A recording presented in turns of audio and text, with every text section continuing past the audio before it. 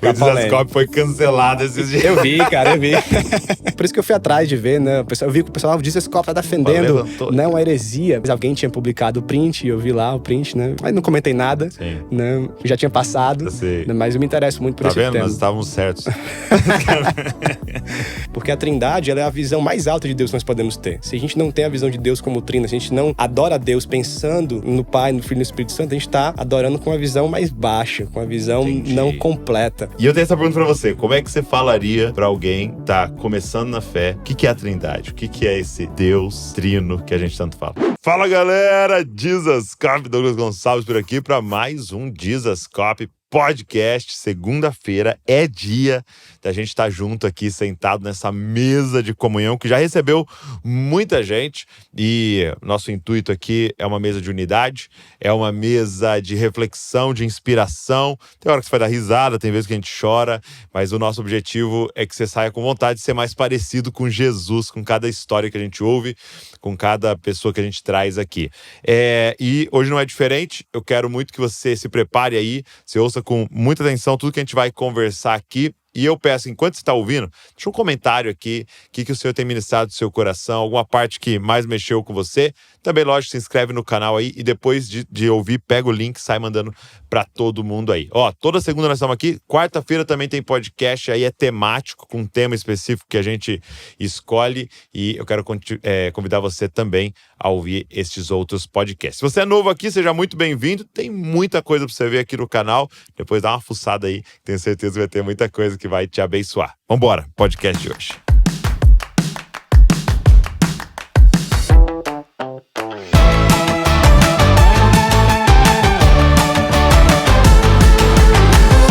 Pedro Pamplona. Que isso, acertei de primeira. E aí, Douglas, acertou, cara. Obrigado, meu, você tá aqui. Eu que agradeço o convite, a oportunidade. Que bom estar aqui no Dizascope. Que alegria, deu certo. Porque o Pedro é de Fortaleza. Pedro, ele tá pastoreando junto com uma equipe lá na Igreja Batista Filadélfia e tá em São Paulo para lançamento de um livro. Isso, tô aqui em São Paulo para lançamento de um livro. Dá um trabalhinho vir de Fortaleza para São Paulo, mas vale a pena. Vale a pena. Fortaleza é melhor, mas vale a pena. Também acho. Fortaleza é maravilhoso. Eu vou a Fortaleza. Eu vou a Fortaleza de férias. A gente esteve lá um dia desse, né? Nos encontramos lá. Foi muito bom. De férias é melhor ainda. Melhor. Vou a Fortaleza de férias. Muito bom. E aí, é esse livro para crianças, Quando as Luzes se Apagam. Esse é o livro que a gente tá lançando agora, esses dias aqui em São Paulo. Legal. O meu primeiro livro infantil aí, e o trabalho de ilustração ficou belíssimo. Esse é o livro aí. Um livro sobre a providência de Deus. Sobre a providência de Deus. Sobre a providência de Deus. A ideia é que quando as luzes se apagam e a gente vai dormir, Deus continua trabalhando no mundo, cuidando de nós, sustentando todas as coisas. Cara, que demais, que demais. Muito legal. E aí, você veio para alguma livraria? Como é que são esses lançamentos? Isso, a gente vai fazer dessa vez numa livraria, na Livraria da Vila, alguma das unidades de São Paulo. Sim. E a editora Trinitas, junto com a Pilgrim, tá organizando tudo, né? Eu tava gravando hoje também o audiobook, vai ter audiobook do livro na Pilgrim, então tá um projeto da Pilgrim bem aqui também com a gente. É um projeto muito bacana. O Augusto Marques, que é o ilustrador, fez um trabalho sensacional, ficou muito bonito mesmo, deu uma vida assim ao livro maravilhosa. Sim. E tem um projeto muito legal aí. Deixa eu ver se meu novo xodó. Coloca em mim aqui, Nathan. Olha aí. Ficou bonito demais. Nossa. Eu coloquei umas informações científicas bem legais também para dizer que Deus sustenta todas as coisas, que a ciência aponta para Deus. Ficou um trabalho muito tanto escrito legal, quanto de ilustração muito bom. Muito bom. Esse trabalho com as crianças eu acho maravilhoso. Eu não lembro quem falava, né? Quando uma criança se converte, você está salvando uma vida, né? Quando um adulto se converte, é meia vida, né? Então, já ouvi falar isso e é verdade mesmo. E aí, agora, quando uma criança, né, encontra Jesus, você está falando de alguém, Sim. De uma prevenção, né? De uma prevenção. Isso é muito legal. Pô, que legal. E esse é qual livro seu, assim, quantos livros? Esse é o quarto. Esse é o quarto. Esse é o quarto livro. E o primeiro livro que você já escreveu sobre a Trindade? Não, o primeiro livro que eu escrevi é sobre o chamado pastoral. É um livro escrito para jovens que desejam um ministério pastoral. Tá. E aí o segundo? O segundo foi o do Teologia do Coaching, junto com o Iago e com o Guilherme. Ok. O terceiro sobre Trindade, que saiu para Thomas Nelson. E o quarto agora é esse, infantil. Aqui na minha ordem que tava escrito primeiro da Trindade. Então, o primeiro foi chamado Pastoral para Jovens, depois Teologia Coaching, e aí Trindade. E agora é esse infantil. Cara. Cara, como é que você se arriscou a escrever sobre Trindade? Como é que foi isso aí? Cara, eu sempre gostei de teologia sistemática. Tema. Sempre gostei muito de teologia sistemática e cristologia, estudar sobre o Espírito Santo, sobre Deus. E aí, quando eu entrei no mestrado, essa foi a primeira disciplina que nós tivemos, né? Teologia avançada em teologia trinitária, alguma coisa assim, era o nome da disciplina. E eu me apaixonei pela disciplina, pelo aquilo que a gente viu nas aulas, os professores eram excelentes. E logo no começo ali você tem que apresentar a sua proposta, tem que escrever a sua planejamento, né, problemático e tal. O pessoal que faz trabalho aí a nível de mestrado, pesquisa científica, você tinha que já escolher, você ia qualificar, então você já tinha que decidir. E eu tava meio perdido, tinha outro tema na mente, e como eu gostei muito das aulas desse tema específico sobre Trindade, foi o tema que eu decidi, então, vou falar sobre Trindade. E aí dentro dos temas das aulas lá, a gente falou muito sobre o debate da subordinação eterna do filho ou não. E isso também foi um debate muito bom, que eu, assim, poxa, comecei a ler, né? Tinha uma posição, mudei de posição depois de estudar, né? E aí, poxa, vou escrever sobre isso. Então, minha dissertação vai ser sobre isso. Então, passei a escrever sobre isso, pesquisar muito, ler muito sobre Trindade e fui gostando cada vez mais, né? Então, tenho uma dissertação escrita no nível mais acadêmico, mas eu queria mesmo era torná-la ou escrever um livro mais introdutório sobre Trindade para a igreja brasileira, para abençoar. E esse projeto Teologia para Todos, da Thomas Nelson, foi muito bom para isso, né? É um livro de 96 páginas, mas que tem muito conteúdo, né? E o pessoal, geralmente quem lê fala isso. Poxa, é um livro pequeno, mas tem muito conteúdo assim, para pesquisar, tem muita nota de rodapé. Então foi um projeto muito bom e eu gosto muito de estudar sobre esse tema. E eu tô discipulando e evangelizando um casal, né? E é muito legal esse processo de você evangelizar, porque são os meus amigos, né, o Bruno e a Ana, e até eles dão um personal pra gente, pra mim, pra Val, né, na academia, e aí a gente começou a compartilhar o evangelho com eles, e aí eles começaram a se interessar, e a gente falou, cara, vamos reunir pra gente ler a Bíblia juntos, tal, então 15 dias a gente reúne e estuda a Bíblia juntos, então tem sido muito legal. E aí é muito interessante quando você entra em temas como esse. Por quê? Porque eu tô acostumado a falar no púlpito e falar com a igreja, falar com o crente, né? Falar às vezes com o líder, né? Aqui acaba sendo um papo sabendo que tem um monte de crente nos ouvindo e tal. Mas quando você senta com alguém que não tem nenhum contexto, né? E aí você vai passando pelas temáticas, aí você chega num como esse, que você revê de tipo assim, peraí, como é que eu falo disso daqui pra alguém sem contexto nenhum? E eu tenho essa pergunta pra você, como é que você falaria para alguém que está começando na fé, o que é a Trindade? O que é esse Deus trino que a gente tanto fala? Legal, Douglas. Pergunta de milhões, pergunta interessante. Cara, eu começo, assim, a minha reflexão sobre Trindade, sempre pontuando que essa é uma das doutrinas mais importantes do cristianismo. É o que diferencia tudo. Isso. Para mim são duas, a Trindade e o Evangelho. Inclusive, o Evangelho depende de Deus ser trino. Sim, porque Deus o Pai enviando Deus o Filho, o Evangelho é aplicado a nós por meio do Deus Espírito Santo. Então, se não houvesse Trindade, não haveria Evangelho. O fato de Deus poder encarnar e morrer na cruz, do próprio Deus enviando o próprio Deus para morrer na cruz, né, só pode ser por causa da Trindade. E deixando o próprio Deus. Deixando o próprio Deus conosco, né, para aplicar tudo isso a nós, para ser o penhor da nossa herança, como Paulo diz aos Efésios. Então, são as duas principais doutrinas. É a nossa visão, é uma visão de cristianismo que difere o cristianismo de todas as outras religiões, Exato. Porque não existe nenhuma concepção de divindade como a Trindade. Não existe nenhum outro tipo de crença.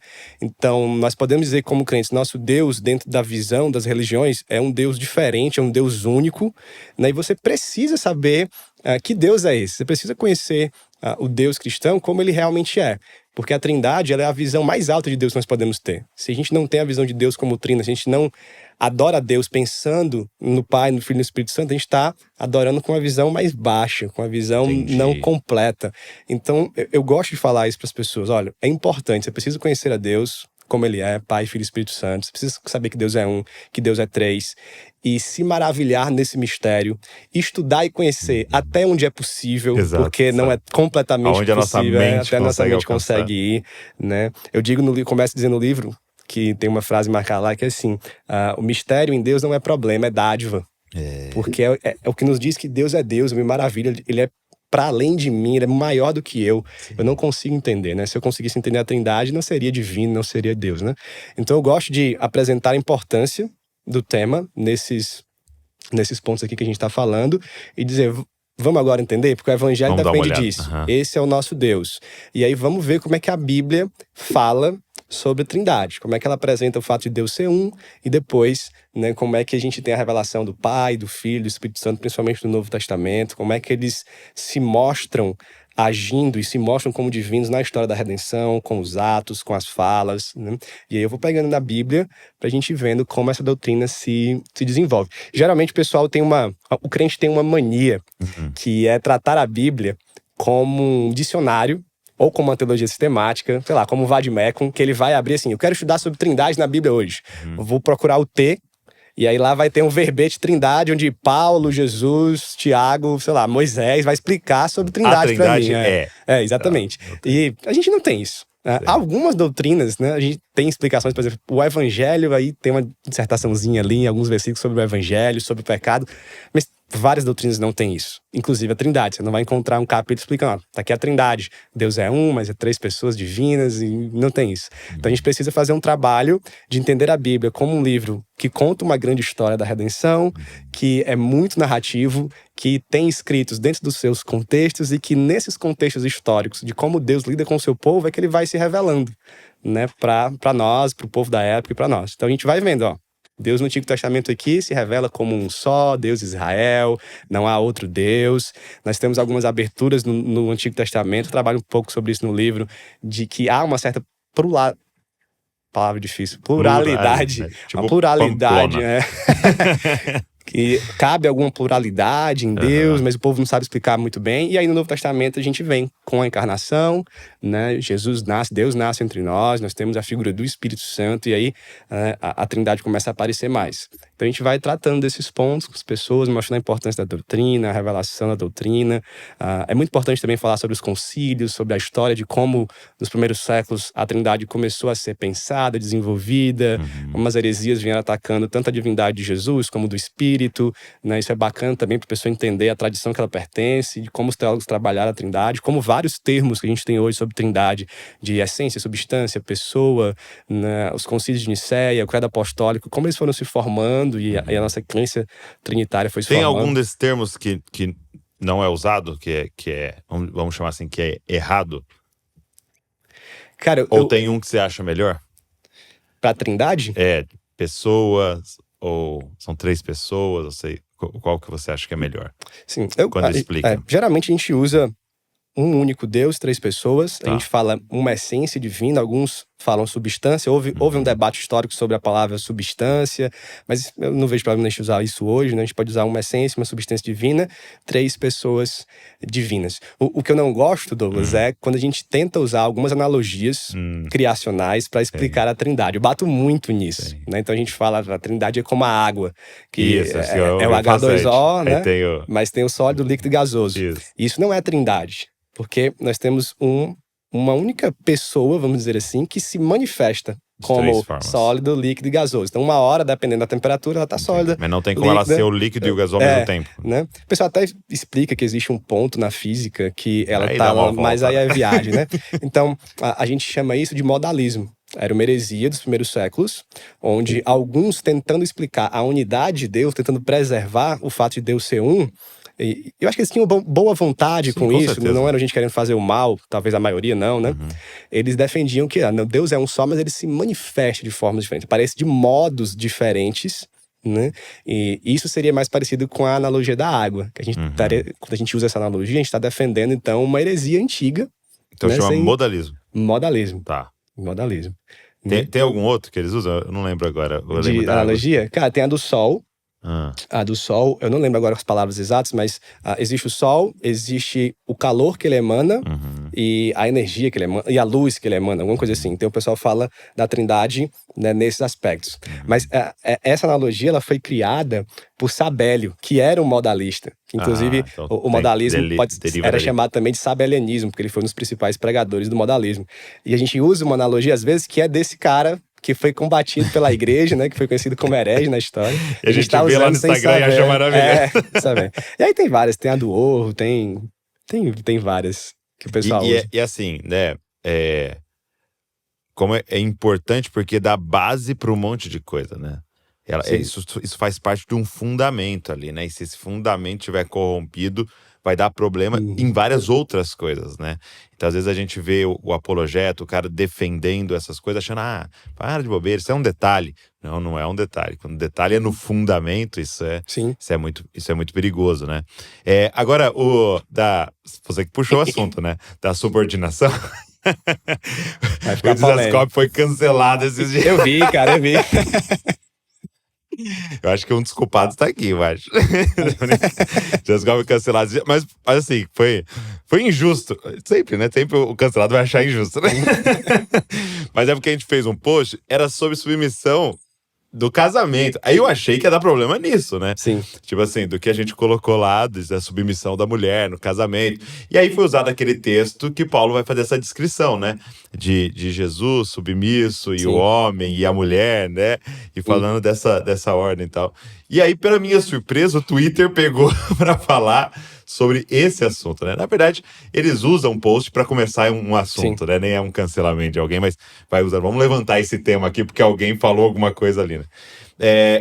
E aí você falou assim, cheguei até a mudar de opinião. Como é que é a sua visão hoje, assim, sobre a Trindade e a submissão ali dentro da Trindade? Beleza, vamos falar sobre isso mesmo, né? Vamos. Vai ter um cancelamento aqui em mim também. Não, mas é só o que você acha. Não, vamos lá, não tenho medo de falar sobre isso, não, né? Escrevi sobre isso, né, no meu mestrado. Existem duas posições. Uma é que existe relação de autoridade e submissão na Trindade, na eternidade, em quem Deus é, né? Vamos falar do pai e do filho, né? O filho seria submisso, sim, ao pai, em papéis diferentes, né, em um tipo de relação de submissão e autoridade.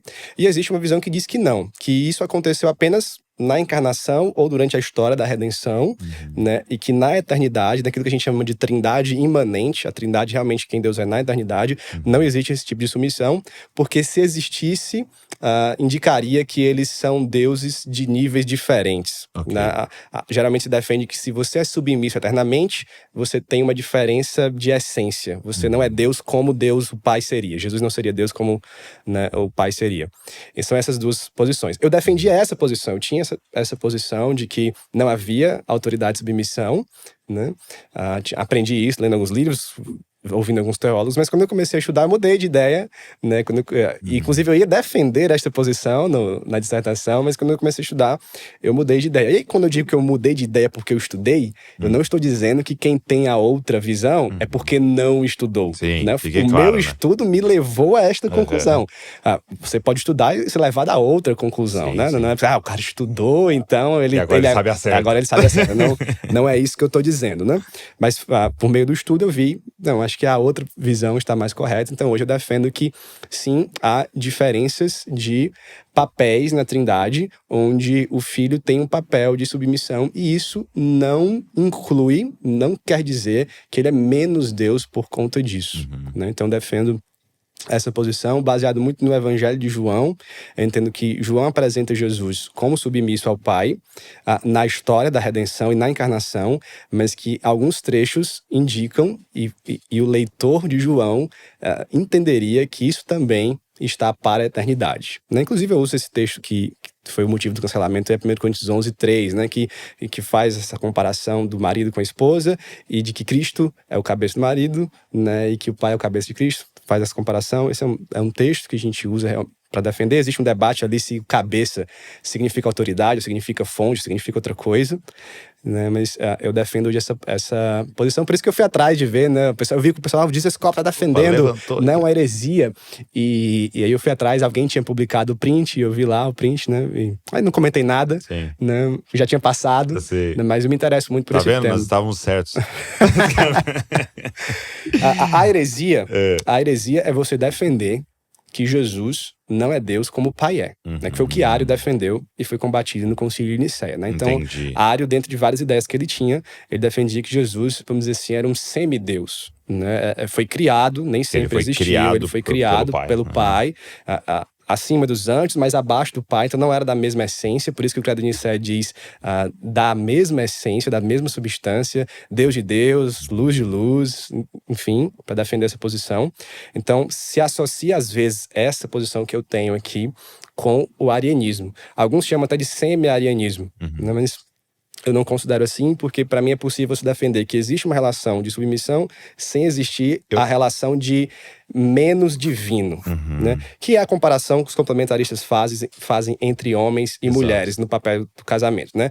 Se você acredita que o homem tem uma liderança dentro do casamento, não necessariamente é porque a mulher é um ser humano de segunda categoria. Eles são iguais em essência, em humanidade, Em valor. mas o homem, em valor, mas o homem exerce essa liderança, né? Nós temos complementaristas dos dois lados da visão. Você pode ser isso aqui não lhe prende a uma visão de casamento. Você pode ser um complementarista crendo que na Trindade não tem autoridade de submissão na eternidade, você pode ser um complementarista também crendo que tem. Claro que quem crê que tem vai se basear na Trindade, né? Pra fazer isso. Usa esse argumento. E eu acho que a dificuldade de crer que há submissão e que se houver submissão torna o outro menor é uma visão muito humana e corrompida do que é a autoridade de submissão, né? Porque a gente olha para a história de um rei e dos submissos, né? Ou de até os maridos e as mulheres, né? E pelo coração corrompido era isso mesmo. Nós somos a nobreza, vocês são os plebes aí, né? E havia todo o tempo essa distinção de valores, né? Mas aí nós estamos falando de um ser completamente santo, perfeito, né? E que pelo que você lê, a forma que você lê, é uma alegre submissão, né? É uma prazerosa submissão, né? Ali, então, pelo menos lendo Jesus encarnado ali, né? Não é, você vê que talvez a nossa leitura como humanos, né, corrompidos, porque eu já vi isso eu lembro que a gente estava numa conversa sobre era uma mesa sobre liderança e tal, e alguém fez uma pergunta sobre essa questão de ser submisso à liderança e tal, né? E aí eu comecei a falar um pouco sobre isso, porque toda vez que a gente pensa em liderança, a gente sempre pensa em privilégio. O fulano se tornou um pastor. Agora ele tem uma vaga melhor no estacionamento, agora ele vai melhorar os salários, sei lá. Então você pensa nos privilégios. Mas a verdade é que ser chamado a um ministério é um chamado a perder, né? Se você for viver ministério de verdade, bíblico, é um chamado a perder. É claro que há o privilégio de estar servindo ao Senhor, mas a verdade é que é um chamado a... Eu brinco com o pessoal, poxa, você plantar uma igreja é colocar uma placa, traga os seus problemas, né? Reúnam todos aqui e nós vamos fazer alguma coisa por vocês. Poxa, não é privilégio como o mundo vê, né? Sim. Então, eu acho que se a gente começar a compreender isso, fica até mais fácil de olhar para uma visão como essa, né? Eu não gosto desse argumento que usam, né? De você, o que a gente está falando aqui. Não, eu defendo que não tem igualdade, que não tem autoridade de submissão na Trindade, porque essa relação indica que um é menos do que o outro. Não é por aí que eu caminho, mas eu gosto do debate bíblico. Argumentos bíblicos. Vamos argumentar para além disso. Vamos ver o que a Bíblia diz. Eu não acho, não vale, né? Vamos argumentar o que a Bíblia diz. E aí é importante, Deus, de dizer que existem bons teólogos de renome, teólogos conhecidos dos dois lados, né? E que eu não considero nenhum deles herege. Não vou pegar... É porque é a posição que eu defendo, né? Mas se eu defendesse a do outro lado, né, eu não iria pegar vários teólogos de renome que nós temos e o cara que é ariano, né? Um herege. Porque se você está dizendo que esse cara é um herege, é um ariano, né? Assim, tá corrompendo a Trindade. O que é um ariano? O ariano se parece muito com o testemunho de Jeová de hoje, né? Então, inclusive, eu sempre brinco que se Atanásio tivesse comprado aquela ideia de que teologia não se debate e não tivesse ido ao concílio de Nicéia e organizado muito do debate que ele teve com Ário naquela época, né, e o próprio concílio não tivesse ido para debater as ideias, né, nós seríamos todos hoje testemunho de Jeová. O cristianismo já teria desaparecido, né, porque Ário teve muita influência naquela época, e foi Nicéia e Atanásio depois, porque mesmo depois de Nicéia, Ário continuou com muita influência, né, mas Atanásio lutou bravamente ali pela doutrina da Trindade no geral, mas mais especificamente sobre a divindade de Jesus Cristo, né? Então ele não cria na divindade de Jesus Cristo. Ário, exatamente. Não cria na divindade de Jesus Cristo, né? Muito parecido com o testemunho de Jeová hoje, né? É alguém criado e uma espécie de semideus, né? Então a gente chama de ariano esses que têm esse pensamento de Ário, né? Então se você diz que alguém é ariano, que alguém está corrompendo a Trindade, essa é uma doutrina básica, central, fundamental. Então você está Você não considera como irmão. Sim, irmão, se Jesus não é divino, né, não é mais Sim. cristianismo, é outra Sim. coisa. Né? Porque a nossa aliança é em Cristo. Exatamente. Então você teria que fazer uma parede aqui maior com esse tipo de doutrina, né? Então eu acho muito pesado quando você diz isso de alguém que defende essa posição, né? Porque as pessoas não estão defendendo que Jesus não é Deus. Estão defendendo que há uma relação de autoridade e submissão na eternidade. E que isso não significa que Jesus não seja Deus como o Pai é. Isso é interessante, é um debate longo. Há livros em inglês sobre isso. Em português nós não temos nenhum livro que trate desse debate especificamente, mas há boas publicações em inglês aí pro pessoal, se quiser pesquisar mais. E isso faz parte, esse Como Deus é um em três faz parte de uma série, né? Faz parte de uma série. Foi Que é organizada... Teologia para Todos. Teologia para Todos, foi organizado pelo Bibo, Bibo Talk. Ele me convidou para escrever sobre Trindade e tem uma sériezinha legal aí. E tem plano de mais, assim? Vem mais algum aí? Na série tem. Na série vai sair mais. E aí eles estão pegando autores. Eles estão pegando vários autores. Isso. Muito legal. Não, são uns temas muito bons. É desse que eles colocaram de liderança feminina? Saiu na primeira leva, saiu o pastorado feminino também. Verdade. Teve polêmica aí também. Só tema bom.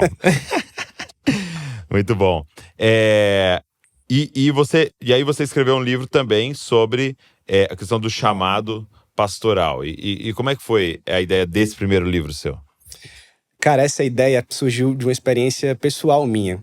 Eu senti esse chamado pastoral por volta dos 18 anos. Eu queria te perguntar, como é que foi o seu chamado pastoral? Comecei a sentir esse desejo por volta dos 18 anos. E eu olhava para o meu pastor na época e via nele um grande pregador. Eu acho que vários jovens que desejam o ministério pastoral começam a desejar pela pregação, né? Que eu acho que não é errado. A pregação, ela nos desperta para isso mesmo, parte né? importante da função. Poxa, eu quero servir a Deus como esse pregador serve. Você se sente muito abençoado pela pregação e alguns se sentem no chamado de, poxa, eu quero abençoar também as pessoas por meio da pregação da palavra, do estudo da palavra, né? E eu via no meu pastor na época alguém com um dom assim muito grande da homilética, da pregação. E eu, poxa, era o pastor Armando Bispo, da Igreja Batista Central. Né? Um homem que eu respeito demais até hoje, né? E um abraço aí pra ele, se um dia ele estiver assistindo isso aqui. Um abraço, pastor. Muito bom. E olhava para ele pregando e dizia, poxa, se um dia eu puder pregar 10% do que ele prega e abençoar as pessoas, né, seria interessante. E aí comecei a estudar a Bíblia, comecei a estudar a teologia, e isso me motivou assim, poxa, se é para pregar a palavra, por que não pastorear uma igreja, né? E esse sentimento cresceu no meu coração. E todo mundo vai concordar comigo aqui, quando nasce o desejo pastoral, nascem milhares de dúvidas e inseguranças na sua cabeça. E comigo não foi diferente. Então, talvez a principal será que eu sou chamado mesmo? Será que isso aqui não é uma ilusão? Será que não é só um desejo qualquer do meu coração? Como eu sei disso? O que a Bíblia fala sobre isso? O que Deus pode me ensinar sobre isso? Quais são as dificuldades? Quais são as dúvidas? Como é que eu me preparo? Então eu escrevi um livro, né, sobre isso, eu conto partes da minha jornada. O nome do livro é Jornada Excelente. Por causa da jornada, e baseado em 1 Timóteo capítulo 3, verso 1, quem aspira, o ministério aspira a algo excelente, então é a jornada até o ministério excelente, por isso é a jornada excelente. Uso o Senhor dos Anéis, inclusive, a jornada do Bilbo, eu uso como exemplo e tal. Do Bilbo, né? Do Bilbo. Do Bilbo é do podcast. Né? Do Bilbo. E, cara, é um conteúdo, assim, que eu gosto muito. Recebo feedbacks muito bons de jovens. Olha, esse livro tem reanimado meu desejo pelo ministério, tenho entendido, né? Então, muita gente passou pelo mesmo que eu, de desistir, voltar atrás, e depois Deus falar de alguma forma, Deus trazer o ânimo de novo, e você ir para o ministério, né? E é um livro que fala sobre como identificar o chamado, como a Bíblia fala sobre isso, né? Como é que eu me preparo, como é que eu vou para o seminário, as fases da jornada, né? Como eu aprendo a pregar, como eu devo olhar para o casamento, como eu devo escolher bem a minha esposa. Então você ampliou bem. Ampliei bem, assim, tem muito tema bacana no livro. E essa é uma área que eu gosto muito até hoje, de ajudar jovens que querem ser pastores a vamos caminhar aqui na jornada, e onde eu puder ajudar, eu vou ajudar, porque eu quero que você seja pastor. Nosso país, o mundo inteiro precisa de pastores e missionários. Amém. Precisa demais. Com certeza. Saudáveis. Verdadeiros. Exatamente. E você, então, aos 18 anos, você teve esse desejo e você foi direto fazer seminário? Não, eu tava Você chegou a fazer alguma faculdade? Eu tava na faculdade quando eu comecei. Eu entrei na faculdade bem cedo, com 16 anos. É mesmo? Foi. E aí, eu fazia engenharia de Você pesca. pulou umas cara. séries aí. Eu fazia engenharia de pesca, nada a ver. Engenharia de engenharia de peças? pesca, lá em Fortaleza. Só que eu desisti, passei um ano estudando engenharia de pesca. Ah, Desisti. de engenharia de Pesca. pesca? De peixe mesmo. Pesca, mas eu não sabia que existia. Existe. Mas o que que eles estudam assim? Você estuda tanto pesca mesmo, né? Como, acho que é a principal área de trabalho, a piscicultura, né? Que é a criação de peixes, camarão, essas coisas. Então, no Ceará isso é bem forte, só. né? Você pode trabalhar E também por com... que você foi para... Cara, eu gostava muito de biologia marinha e dessa área, né? Então, eu fui para engenharia de pesca, mas não gostei do curso, né? Tinha mais engenharia do que pesca. Entendi. E muito cálculo, física, química. Mas você gosta de pescar? Cara, não gosto. Assim, gosto. Não faço com frequência, mas é uma atividade legal. Mas eu fui mais por estudar o mundo aí marinho e tal, essas coisas, né? Era algo que eu gostava na época. Mas eu desisti do curso e aí fui estudar de administração de empresas. E foi aí que eu me formei, né? Me formei em administração. Trabalhei algum tempo com a minha família, na empresa familiar, administrando junto com meu pai. E nesse meio aí do curso de administração foi quando eu me senti, não, realmente quero ser pastor, preciso estudar teologia, mas não abandonei, né? Me formei primeiro, foi um conselho bom que eu recebi, que eu digo para todo mundo, se você tá fazendo, se você pode se formar, se forme em outra coisa, depois você faz teologia, ou tente fazer algo, ou se você já tá estudando teologia, depois se forme em outra coisa, ou um curso técnico, qualquer coisa. Até hoje eu trabalho com administração, né? Eu me especializei em marketing digital, hoje eu trabalho com copywriting, com roteiros, essas coisas, então até hoje eu faço isso, né? Num tempozinho livre que dá, né? Isso ajuda o pastor, tanto em renda, como você ter uma segurança a mais, né? Vários pastores hoje são bivocacionados. Eu acho tão saudável esse contato com o mundo, porque... Sim. E nem é por maldade, mas o pastor acaba ficando numa bolha e ele vai perdendo referência do que está acontecendo, toque com o que está acontecendo fora. Ele vai perdendo aquele poder evangelístico, né? Que só vem com você tendo contato. Exatamente. Mas, mesmo trabalhando assim um pouco fora, mas eu sinto muito isso. A gente, cadê meu contato com os descrentes, né? Exato. Né? A gente só fala com crente o tempo todo, né? Você vai na academia do irmão, na padaria do irmão. Cabeleireiro do irmão, na barbearia do irmão. Do irmão. Tudo é do irmão. Personal é irmão, tudo todo mundo. É isso mesmo. E o que a gente tá falando, cara? Era... Essa estudado, né? Me formei em administração. Sim. E aí depois... Eu fiz uma pós-graduação. Depois de terminar, eu fiz uma pós-graduação em teologia, um curso mais básico, e depois eu entrei direto no mestrado em teologia. Mas você estudou no Andrew Jumper? Estudei no Andrew Jumper, isso. Foi a minha pós. Foi minha pós, foi no Andrew Jumper, né? E depois eu fiz um seminário bíblico Maranata, seminário batista, lá em Fortaleza. Foi onde eu estudei no mestrado. Foi uma turma muito boa, de estudo assim, muito bom mesmo. Foi um tempo você tá com quantos bom. anos hoje? Hoje eu tenho 33. 33. É porque você 33. começou com 16 lá na faculdade. Eu falei, 16. porque eu não tava fazendo as contas aqui, assim, parecia que não batia. Já tô com 33. Mas muito legal. E aí, depois do seminário, que você, então, é consagrado pastor e... Cara, sabe que eu não lembro agora se eu fui consagrado pastor? Eu sou péssimo de memória. Eu não lembro agora se eu fui consagrado durante o mestrado, depois do mestrado. Mas faz 6 anos que eu tô no ministério. Tá no ministério. Tá no ministério pastoral. Talvez tenha sido durante o mestrado. Teria que me lembrar aqui. Minha esposa saberia mais do que eu. E hoje você tem um público específico na igreja que você cuida? Então lá a gente divide. Todos os nossos pastores são pastores gerais. A gente não faz essa divisão estrita demais. Mas nós ficamos à frente de alguns ministérios específicos, né? Eu já fui o pastor do Ministério de Jovens, pastor geral, mas que olhava mais para o Ministério de Jovens, supervisionava mais o Ministério de Jovens, mas hoje eu cuido do Ministério de Crianças e de Casais. São os 2 ministérios que eu supervisiono mais diretamente, né? Apesar de pastorear a igreja como um todo, sempre receber os jovens também, né? Mas eu olho hoje mais para o Ministério Infantil. Isso veio muito porque eu sempre servi no Ministério Infantil, sempre foi uma área que eu gostei. Já cheguei a trabalhar numa igreja, no Ministério Infantil mesmo, contratado antes de ser pastor. Foi uma experiência muito boa, né? E também por causa dos filhos, agora tenho 3 filhos pequenos. Então, qual a idade deles? Tem 5, 3 e 1. Olha, escadinha de 2 em 2 anos. Que legal. Que são as crianças que aparecem aqui na capa do livro, são eles. É mesmo? São eles aí. Então é 2 meninas e um menino? São 2 meninas e um menino. Legal. Que demais. E aí, amo demais essa área com crianças. Estou no Ministério Infantil lá e no Ministério de Casais hoje. Poxa, que legal.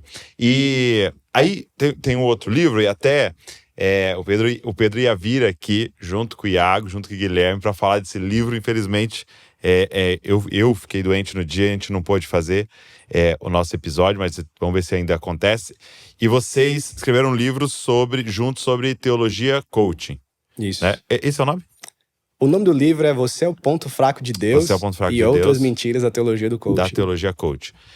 Como é que você definiria teologia coaching? Assim, porque a gente foi inundado com teologia da prosperidade, né? É um filhote da teologia da prosperidade? Cara, teologia da prosperidade filho, procriou? Podemos dizer que é um filho, mas um filho que veio como substituto. Essa é a minha tese, inclusive, no livro. Eu escrevo a primeira parte do livro, que é sobre a teologia do coaching, as origens, uma tentativa de definição, porque é muito difícil de definir. Né? Algo novo. Né? Faço algumas referências históricas e a crítica, né, de algumas doutrinas, de algumas pregações e tal. Né? Fui eu que conheci esse termo, fui eu que criei esse termo, né, alguns anos atrás, né, de teologia do coaching, assistindo uma pregação de uma igreja lá em Fortaleza, e eu vi que era um coach que estava pregando, e eu vi que a pregação não tinha nada a ver com o evangelho, mas era só motivação, assim, coaching, assim, né? Inclusive fez um apelo para salvação, chamando as pessoas para jogar no time de Jesus, prometendo sucesso e tal. E foi o primeiro contato que eu tive com isso, assim, puxa, cara, que coisa estranha. Que pregação, que fala estranha para uma igreja, assim. E aí eu comecei a ver outras pregações e, poxa, tem algo surgindo aqui, tem algo acontecendo. E aí chamei de teologia do coaching, né?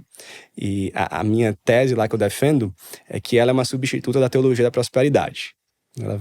Ela foi criada nesse ambiente também, mas ela é algo mais moderno, mais bonitinho, mais limpinho, né? Mais palatável, talvez mais agradável, mas com seus grandes problemas também. Então, na teologia da prosperidade, a gente tem uma barganha com Deus. A gente dizima, a gente oferta, ou faz campanhas, ou faz algum voto, ou faz alguma coisa. Algum sacrifício.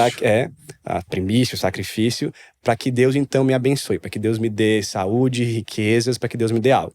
Só que essa barganha, ela ainda por pior que ela seja, ela ainda é centralizada em Deus. Ela ainda enxerga em Deus, Ele é que vai me abençoar. Ele é a solução. Ele é a solução.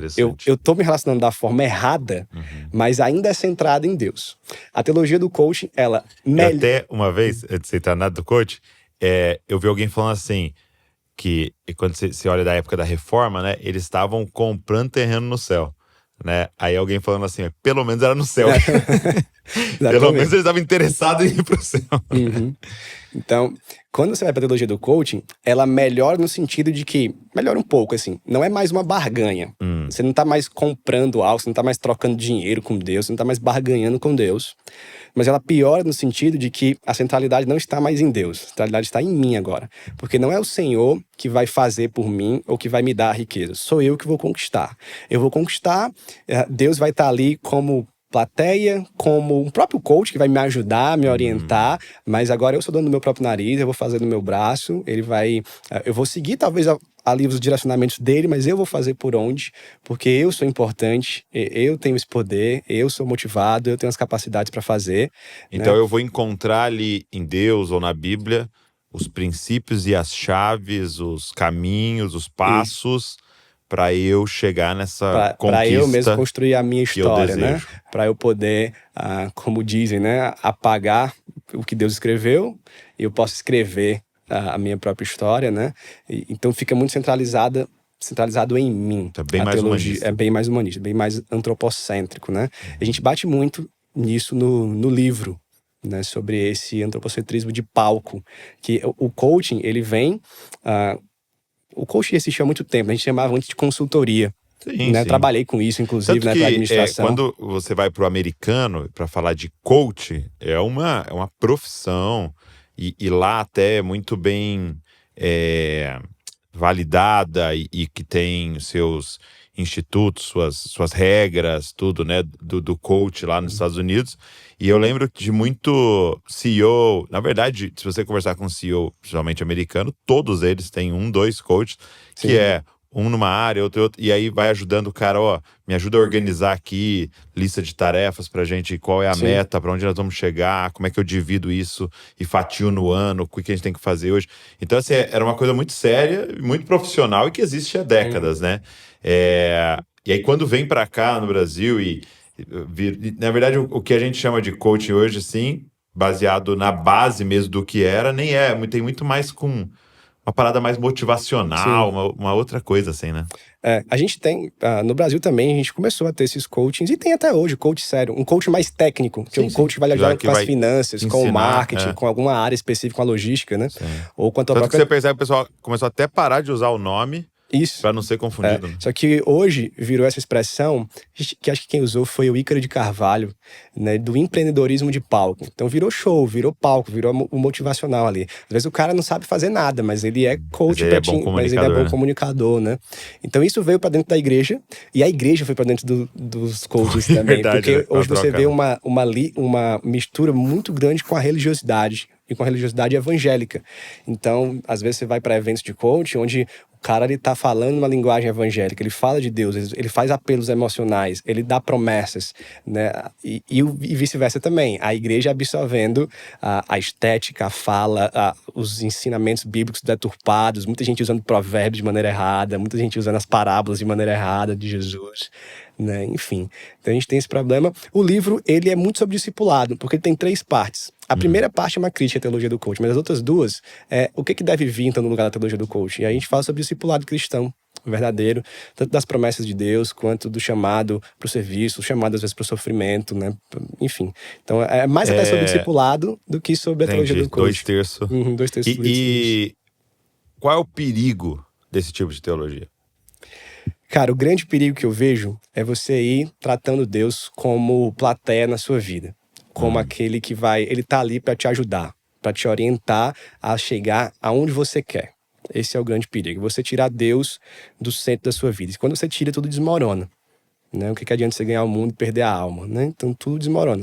Você começa a amar mais outras coisas. Por exemplo, é muito comum alguns coachings, né, trabalharem com o seguinte: faz um mural para você, para toda vida que você acordar, você olhar para ele, para você visualizar, e você vai sair de casa porque você vai conquistar aquilo. E aí no mural tem uma mansão, um carro, dinheiro, viagens, o corpo sarado e tal. Geralmente tem isso. E, cara, isso é liturgia. Isso é liturgia. Isso é devocional que o cara tá fazendo quando ele acorda, contemplação. Então isso molda os nossos hábitos.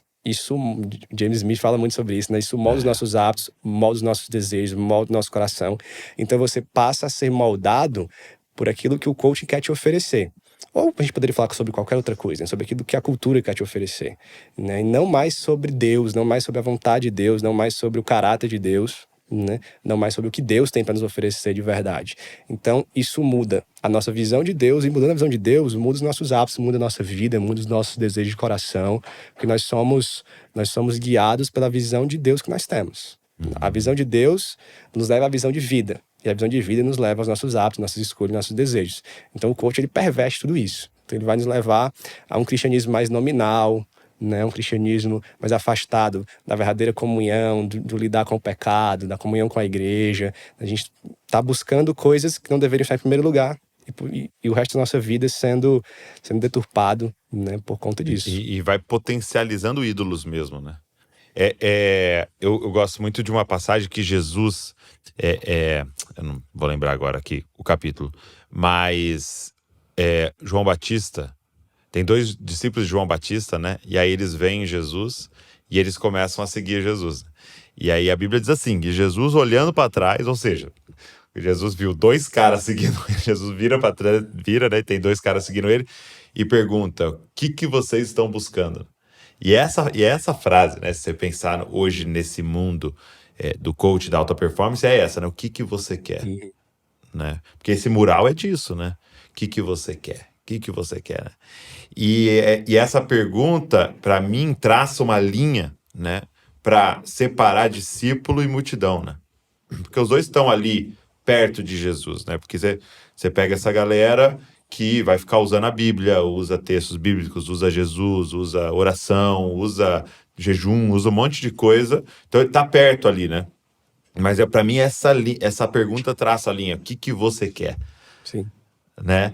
E aí eu até uma ilustração que me veio à mente é como é que você vê Jesus, né?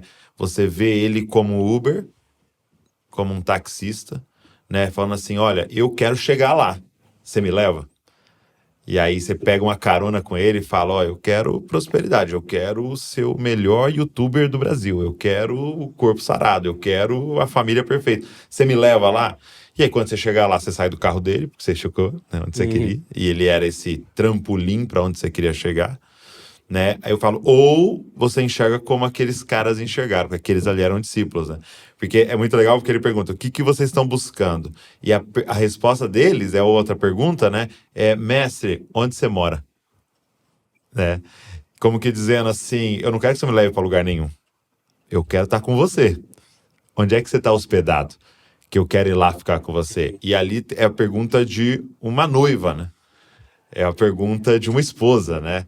E ela entra no carro e não pra você me levar para algum lugar, né? É vamos para casa, né? Vamos estar junto, né? O nosso objetivo é você. E o discípulo é isso, né? Ele quer ser igual a você. Eu quero aprender com você, eu quero olhar para você, eu quero ver você vivendo, eu quero me parecer com você, eu quero ser uma cópia sua, né? Essa é a parada do discípulo, né? Vou usar essa agora do Uber, ficou muito boa. Foi boa, Uma né? pregação, mas rapaz, Douglas uma vez me falou isso. Não precisa nem usar o Douglas. Tem que dar os Porque créditos, vai cara, que o Douglas ouviu em algum lugar.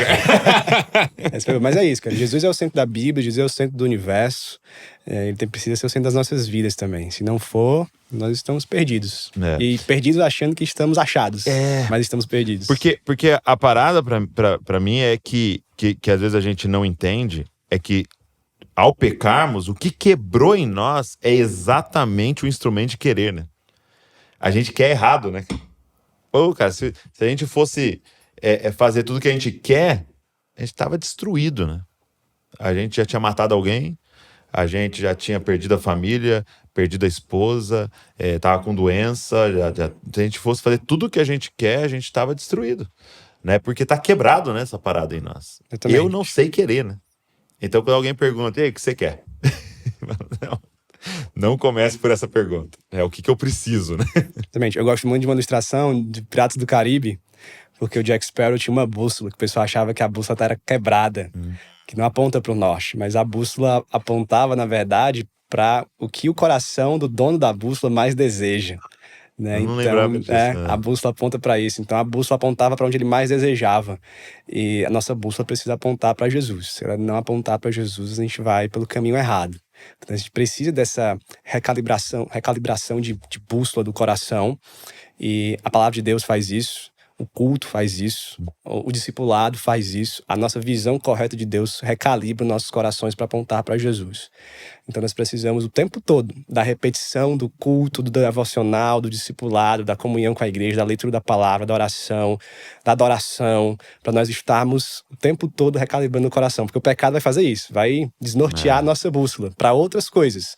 Nós precisamos estar sempre focados em Jesus. Né? E legal você citar o filme, como é que você tem olhado para essa ferramenta, ou não sei como é que a gente chama isso, da cultura pop e a teologia, o discipulado, o evangelismo, assim, como é que a gente pode usar tudo isso? Você que já lidou bastante com jovens, continua lidando ainda, mas lidou bastante com jovens, como é que você olha isso? Porque por muito tempo a igreja falou, não, isso aqui é do diabo, isso aqui não olha isso e tal, vamos ficar aqui. Mas hoje eu percebo que há um movimento de a gente tentar utilizar isso, né? Cara, eu gosto muito de cultura pop, né? Tanto de ler, quanto de assistir os filmes, séries, acompanhar as notícias. Eu gosto muito. E eu creio que a gente precisa de um equilíbrio, né? Nem demonizar, nem esquecer, e nem tudo nem ser cultura pop, né? Idolatrar, toda pregação é cultura pop, citar um filme e forçar leituras teológicas em cima de obra. Tolkien detestava isso, inclusive. O pessoal queria ficar dando significados para a obra dele, inclusive significados de não só cristãos, mas o que você está escrevendo aqui? O que significa o anel? É a bomba atômica? É alguma coisa? Você está falando da guerra? Você está falando de política? Ele falou, cara, minha história é sobre elfos, anões, hobbits, a Terra-média, é sobre isso. E ele falava, é claro que existe parte do meu cristianismo nisso, porque eu sou cristão, eu vou escrever a partir da minha visão de mundo. Vão ficar. Mas não tem esse significado, né? Então às vezes a gente também cai nesse erro de ficar forçando leituras teológicas em tudo, então não vou por aí. Eu sempre digo pro pessoal, cara, aproveita o filme, aproveita a obra, né? E se você perceber alguma coisa que te indique a coisa, beleza, mas não vai assistir procurando. Então nem demonizar, nem esquecer, mas também não exagerar nesse uso. Mas eu gosto demais disso.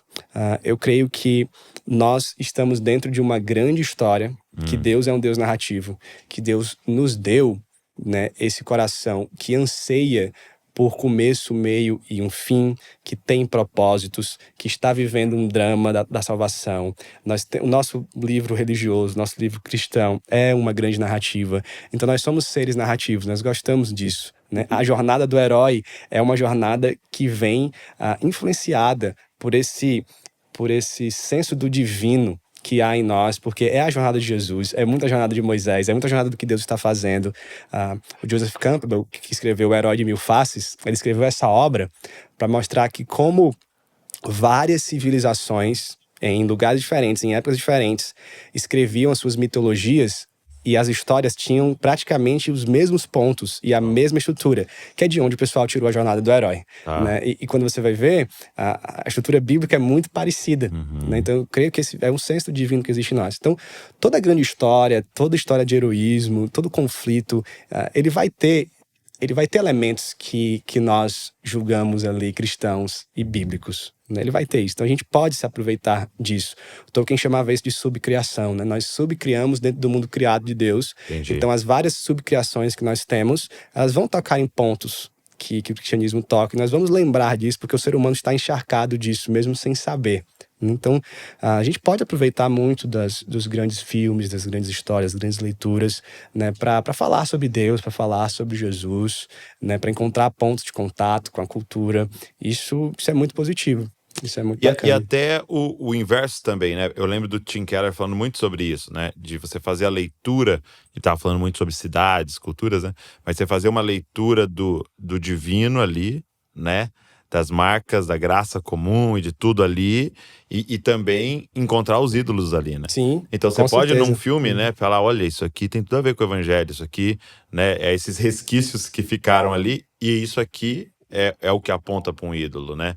É essa mensagem aqui que é mentirosa, né? Sim, então demais. Dá pra fazer essa análise o tempo, e com música, com tudo, né? Tim Keller era um mestre nisso. Tim Keller. Inclusive eu tive com Acho que não tem nenhum episódio que eu não citei o Tim Keller. Eu tive com alguém que fez um curso, não lembro quem foi agora, mas eu tive com alguém que fez um curso e ficou um tempo estudando na Larry Redeemer. No Tim Keller. E ele falou que o Tim Keller trabalha muito isso, que existe uma equipe ou assessores dele que pesquisam mesmo a cultura, que assistem os filmes, leem os livros que estão saindo, veem os best-sellers. Então tem uma equipe, né? Que porque trazem, eu vi ele citando, né? Frozen, eu falei, não é possível que o Tim Keller assistiu isso. E eles têm esse centro de pessoas que estão olhando para essas coisas, para ver os ídolos, para ver o que a cultura tá assistindo, né? Eu viajei esses dias, né? Fiz uma viagem longa, e aí assisti Barbie, nunca tinha assistido Barbie no avião. Nossa, eu falei assim, vou aproveitar aqui, tô no avião, não tem nada pra fazer, vou assistir Barbie. E Barbie foi muito falado na época, né? E das mensagens que Barbie tinha. E aí eu percebi que um dos grandes pontos do filme é a identidade do Ken. Quem é o Ken? Né? Porque o Ken só existe pra Barbie, ele não tem identidade. E aí tem um discurso final da Barbie pro Ken, né? Que você é o Ken. Sua identidade é você mesmo, é o que você quer. E, puxa, tem uma coisa legal aqui, que é, ele não se define pela Barbie, ele é ele mesmo, mas a identidade dele... aí vem a mentira, né? A sociedade está encontrando identidade em si mesmo. Nós somos narcisistas, nós estamos olhando pro reflexo na água e achando que estamos vendo o divino em nós, mas a gente tá vendo nada, a gente tá vendo só o pecado, falta de identidade, quando a gente deveria olhar para Deus, de onde vem a nossa verdadeira identidade. Então você identifica o discurso mentiroso. E aí, ela aponta uma problemática verdadeira, mas sempre dá uma solução errada, que vai ser humanista, né? Errado, focada no ser humano, né? Então a gente pode ver tanto as coisas boas como os ídolos mesmo, os problemas culturais. Isso é muito interessante, né? Então eu gosto muito de estar antenado no que está acontecendo. O pessoal odeia, mas eu amo o Twitter. Pra mim é a melhor rede social que tem por causa disso. Eu sei que tem muita briga lá, que tem muita besteira, né? Hoje, inclusive, tem muita pornografia no Twitter, você tem que fugir disso lá, né? Tá exagerado demais, né? Mas a forma que eles foram agora organizando o algoritmo, né? Tá ficando cada vez mais prejudicial, né? Porque você não é alimentado só com o que você segue. Exatamente. Ele vai, agora em todas as redes sociais, ele vai te apresentando coisa o tempo inteiro que ele acredita que você vai querendo. Mas o Twitter é muito bom porque lá é onde as ideias do mundo estão rolando. Né? Então, os filmes, as séries, ou qualquer outra coisa, os debates públicos, políticos, sociais, o que é que estão falando. Então, é bom, às vezes, ler a timeline do Twitter para você perceber os ídolos, para você perceber os problemas, para você ver as falsas soluções, né? é o jornal da nossa época, né? Qual que é o autor que dizia que é uma Bíblia numa mão? Cara, eu ia citar e isso jornal agora, na mas eu outra? esqueci. Não sei se era o Billy Graham. Você sabe, Léo? Que o autor que falava, Pesquisa aí na internet. você tem que estar com uma Bíblia na mão e com o jornal na outra. Era o Billy Graham? Ah, será que eu acertei? Olha, será? Mas é isso mesmo. A pessoa isso, tem que saber porque- disso. Karl Barth. Karl Barth? Olha aí. Porque a Bíblia, ela também quer trazer respostas para hoje, né? E aí a gente precisa saber das perguntas, né? O que está acontecendo hoje, né? Exatamente. Quais são os dilemas, né? Então, por exemplo, a gente está vivendo esse momento de uma epidemia de doenças emocionais, né?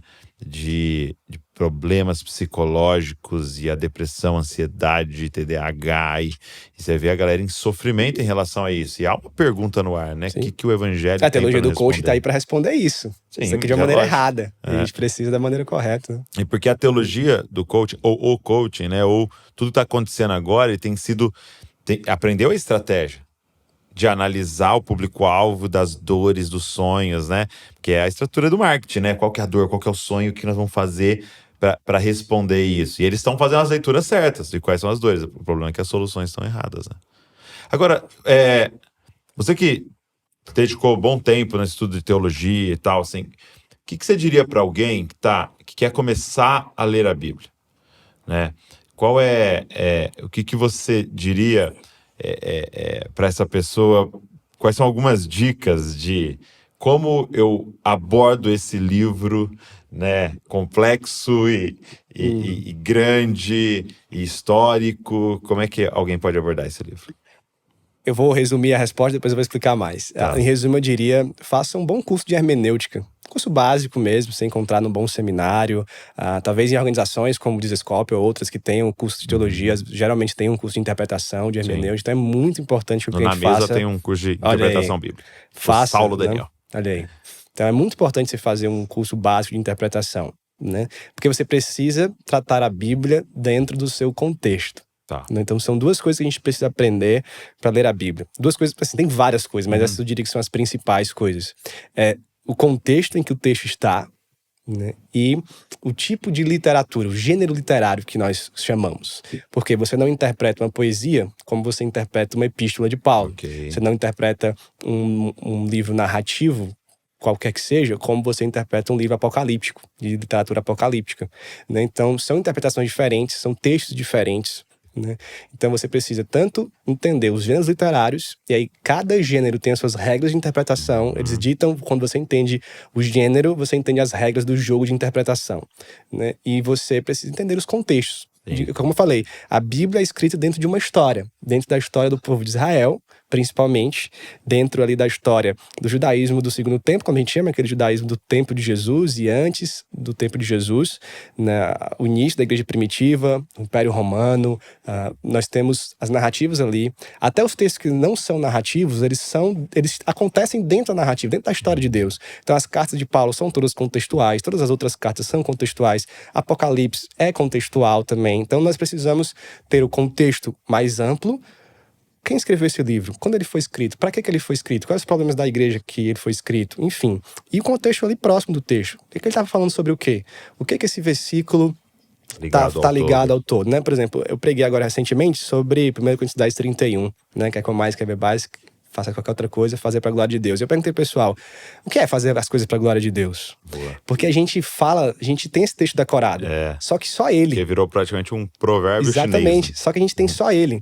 A gente fica meio abstrato, você fala assim, o que é fazer tudo para a glória de Deus? A gente, não sei, obedecer a Deus e tal. Lógico, tem a ver com isso. Só que quando você lê o contexto ali... Postar tudo que você faz. Quando você lê o contexto, Paulo está tratando da comida sacrificada a ídolos, do capítulo 8, no capítulo 9 e no capítulo 10. Por isso que quer comais, quer bebais. E ele vai falando vários princípios de como você lida com essas questões polêmicas, como você lida com a liberdade, com o amor. E aí ele termina dizendo, façam então essas coisas para a glória de Deus. Então se você entende o contexto, você vai saber responder o que é fazer as coisas para a glória de Deus. E assim com vários outros textos, né? Então a gente tem que entender contexto e gênero literário. Eu lembro de um texto que era usado assim para gerar muito medo nos jovens, né? Que era, não há nada oculto que não será revelado. Aí que ia passar os seus pecados no telão do céu. E aí, quando você vai olhar o contexto, era do semeador, né? Então, ele tá dizendo, ninguém que a palavra de Deus entrou nele não vai vir para fora, né? Era até num sentido bom, né? Não há nada oculto, ou seja, aquilo que foi semeado que não vai vir para fora, né? Se não veio para fora, é porque não foi nada semeado. E aí, Tem muito texto assim. A letra mata, o espírito vivifica. É um texto que a gente sabe decorado, mas bem fora de contexto. Ele tá falando de antiga e nova aliança, né? Então tem muitos textos que a gente ou não sabe explicar ou entende errado porque não lidou com o contexto. E nem é tão difícil aprender isso. Você não precisa ser um grande exegeta do grego, do hebraico, né? Se você só respeitar a regra. Se você fizer um cursozinho básico de hermenêutica, a gente vai aprender a ler a Bíblia. E muita coisa, você vai ver assim, uma outra Bíblia. É outra coisa. Um livro que me abençoou muito lá atrás foi o Entendes o que Lês, né? Entendes o que Lês, sempre recomendo. Era do gênero literário. Então ele vai ensinar como ler narrativas, como ler cartas, como ler Apocalipse, os Evangelhos. Muito legal. Um texto que eu sempre cito é o de Provérbios, que diz: ensina teu filho no caminho que ele deve andar, ele nunca vai se desviar dele. Esse é um livro de sabedoria. Não é um livro da lei e nem é uma promessa. Então é um livro de sabedoria. Entendi. Qual é o caminho mais sábio? Se você ensinar o seu filho o caminho que ele deve andar, provavelmente é uma questão de sabedoria, ele não vai se desviar. Mas pode ser que aconteça. Mas o mais sábio é você ensinar a ele. Então não é uma promessa dizendo assim, se tu ensinar, ele nunca vai se desviar. Porque às vezes o pai ensinou perfeitamente o filho nos caminhos do Senhor, mas o filho se desviou. E às vezes, poxa, onde foi que eu errei? Porque Provérbios está me dizendo que se eu tiver ensinado certo, ele não vai se desviar. Mas, cara, isso é sabedoria. É o mais sábio a se fazer, e é o que provavelmente vai acontecer se você tomar a decisão sábia. Mas não é lei e nem é promessa. E é muito parecido com crendo no Senhor Jesus será salvo tu e a tua casa, né? Ele falando isso para aquele soldado, né? Paulo falando isso para aquele soldado, e aí a gente pega essa narrativa, né? Tava narrando em Atos ali e fala, não, tá vendo? Se você crê no Senhor Jesus, vai ser salvo toda a sua casa.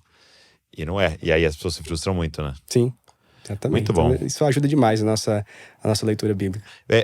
Você tem algum curso de vocês lá? De interpretação, de teologia?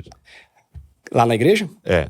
Cara, a gente tem feito um curso básico lá, com 9 disciplinas. Uma delas é hermenêutica. A gente é um curso presencial. A gente tem um grupo lá muito grande de alunos, graças a Deus, assim, pra nossa realidade. E tem sido muito bom poder ensinar teologia básica lá pro pessoal. Vamos dizer, é um básico um pouquinho mais avançado, assim, né? No básico a gente ensina mais na EBD. Tem uma boa EBD lá na igreja, pra glória de Deus. A gente tem ensinado teologia lá pros nossos membros também. A EBD é gratuita, logicamente, e esse curso é pago, é um curso mesmo bem organizado, assim, os professores muito bons lá da região. A gente tem ensinado lá hermenêutica e outras doutrinas. Bom, teologia para todos. Eu acredito nisso, teologia tem que ser para todos. Tem que ser para todos. Todo Obrigado, mundo Pedro. Teologia. Que honra recebê-lo aqui, cara. Bragança, nos estúdios. Muito bom. E você é muito bem-vindo aqui. Sou muito abençoado pela sua vida, pelo seu ministério. Muito obrigado, Douglas. Espero vir mais vezes. Eu gosto de estar falando pro pessoal, cara, gosto demais de gravar podcast, falar sobre Deus, falar sobre Jesus, falar sobre os livros, sim. É muito bom. E a galera que quiser o Quando as Luzes se Apagam, onde que encontra?